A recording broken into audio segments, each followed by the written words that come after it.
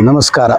ಗುಲ್ಬರ್ಗ ಜಿಲ್ಲೆಯ ಅಫ್ಜಲ್ಪುರ್ ತಾಲೂಕಿನ ಸರಡಗಿ ಗ್ರಾಮದಲ್ಲಿ ನೀರು ತುಂಬಿ ಹರಿತಾ ಇದೆ. ಜನರು ಕಷ್ಟದಾಗಿದ್ದಾರೆ. ಇವರು ಎಂ.ಐ. ಪಾಟೀಲ್ ಸಾಹೇಬರು ಮತ್ತು ಅವ್ರ ಮಗ ಅರುಣ್ ಕುಮಾರ್ ಪಾಟೀಲ್ ಅವರು ಇವತ್ತು ಬೆಳಗ್ಗೆ ಬೆಂಗಳೂರಿಗೆ ಹೋಗಿ CM ಸಿದ್ದರಾಮಯ್ಯ ಸಾಹೇಬರಿಗೆ ಮತ್ತು DK ಶಿವಕುಮಾರ್ ಅವರಿಗೆ ಹೋಗಿ ಭೇಟಿಯಾಗಿ ಸನ್ಮಾನ ಮಾಡಿದ್ದಾರೆ. ಯಾಕಂದರೆ ಅವರಿಗೆ ಒಂದು ಹುದ್ದೆ ಕೊಟ್ಟಿದ್ದಾರೆ. ಅದರ ಸಲುವಾಗಿ ಇಲ್ಲಿ ಜನರು ಸಾಯ್ತಾ ಇದ್ದಾರೆ. ಅದು ಬಿಟ್ಟು ಜನರು ನಡಬರ್ಕ್ ಹೋಗ್ತಾ ಇಲ್ಲ. ಇವರು ಯಾಕೆ ಜನರು ಇವರು ಮತ ಹಾಕಿ ಗೆಲ್ಲಿಸಿಲ್ಲ, ಹಾಕಿದಕ್ಕೆ ತಪ್ಪೀಗ ಇವತ್ತು ಇವರಿಗೆ ಹುದ್ದೆ ಸಿಕ್ಕಿದಂತೆ ಇವರು ಹೋಗಿ ಸನ್ಮಾನ ಮಾಡ್ತಾ ಇದ್ದಾರೆ. ಅದೇ ಜನರ ಮುಂದೆ ಹೋಗಿ ಅವ್ರ ಕಷ್ಟ ಕೇಳಿದಂದ್ರೆ ಎಷ್ಟು ಖುಷಿ ಆಗ್ತಿತ್ತು ಅವರಿಗೆ. ಇವ್ರಿಗೆ ಗಮನಕ್ಕಿಲ್ಲ, ಎಷ್ಟು ಪರದಾಡ್ತಾ ಇದ್ದಾರೆ ಅವ್ರ ಜನರು. ಇವ್ರಿಗೆ ಹೇಳಿದ್ರೆ ಏನಾಗ್ತದ, ಕೆಲಸ ಮಾಡಲಿ. ಇವರು ಯಾರೇ ಧ್ವನಿ ಎತ್ತರ ಅಂದ್ರೆ ಅವ್ರಿಗೆ ಹೇಳ್ತಾರ, ಅವ್ರು ಇವ್ರು ಈ ತರ ಮಾಡಿದಾರ, ಅವ್ರು ಆ ತರ ಮಾಡಿದಾರ ಅಂತ ಹೇಳ್ತಾರ.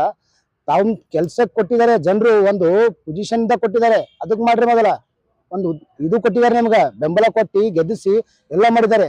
ಅದಕ್ಕೆ ನೀವು ಇದು ಬೆಂಬಲ ಕೊಡ್ರಿ, ಅವ್ರಿಗೆ ಹೋಗಿ ಸಮರ್ಥನೆ ಕೊಡ್ರಿ, ಆಶ್ವಾಸನೆ ಕೊಡ್ರಿ ಅವ್ರಿಗೆ, ನಮ್ಮ ಕೈಲಿ ಹಿಂಗ್ ಏನಾಗ್ತೋ ಅದು ಮಾಡ್ತೇವೆ ಅಂತ. ಅದಕ್ಕೆ ಬಿಟ್ಟು ಇವರು ತಮ್ಮ ದೊಡ್ಡ ದೊಡ್ಡ ಅಧಿಕಾರಿಗಳ ಬಳಿ ಹೋಗಿ ಸನ್ಮಾನ ಕೊಡ್ತಾ ಇದ್ದಾರೆ, ಸನ್ಮಾನ ಮಾಡ್ತಾ ಇದ್ದಾರೆ. ಯಾಕೆ ಜನರಿಗೆ ಗೊತ್ತಾಗಬೇಕೀಗ, ಮುಂದೆ ಬರೋ ದಿನಗಳಲ್ಲಿ ಒಂದು ಸಾಮಾನ್ಯ ಮನುಷ್ಯಕ್ಕ ಓಟ್ ಹಾಕಿ ಗೆಲ್ಸಿರಲ್ಲ, ಅವ ಸಾಮಾನ್ಯ ಮನುಷ್ಯ ನಿಮ್ಗೆ ಕೇಳ್ತಾನೆ. ಇಲ್ಲಂದ್ರೆ ಇವ್ರು ಇದೇ ತರ ಮಾಡ್ತಾರೆ. ರಾಜಕಾರಣದವರು ದೊಡ್ಡ ದೊಡ್ಡ ಮನೇಲಿ ಕೂತ್ಕೊಂಡು ಅವರು ಏನದ ಅವ್ರ ಪರಿಹಾರ ಮಾಡ್ಕೋತಾರ. ಅದಕ್ಕೆ ಬಿಟ್ಟು ಮತ್ತೆ ಏನ್ ಮಾಡಲ್ಲ, ಜನರು ಪರಿಹಾರ ಮಾಡಲ್ಲ ಇವರು. ಅದ್ರ ಸಲ ಕೇಳ್ತಾ ಇದೀನಿ, ಜನರಿಗೆ ಹೇಳ್ತಾ ಇದೀನಿ, ತಾವು ಒಳ್ಳೆ ರೀತಿಯಿಂದ ಮುಂದೆ ತಮ್ಮ ಮತ ಒಳ್ಳೆ ಕ್ಯಾಂಡಿಡೇಟ್ ಹಾಕಿ ಗೆಲ್ಲಿಸ್ರಿ. ಯಾಕಂದ್ರೆ ಅವನೇ ನಿಮ್ ಬಂದು ಕೆಲಸ ಮಾಡ್ತಾನೆ. ಇಲ್ಲಂದ್ರೆ ಇವ್ರು ಇದೇ ತರ ಮಾಡ್ಕೋತಿರ್ತಾರೆ. ಅದಕ್ಕೆ ಬಿಟ್ಟು ಮತ್ತೇನ್ ಮಾಡೋದು ಇವ್ರು.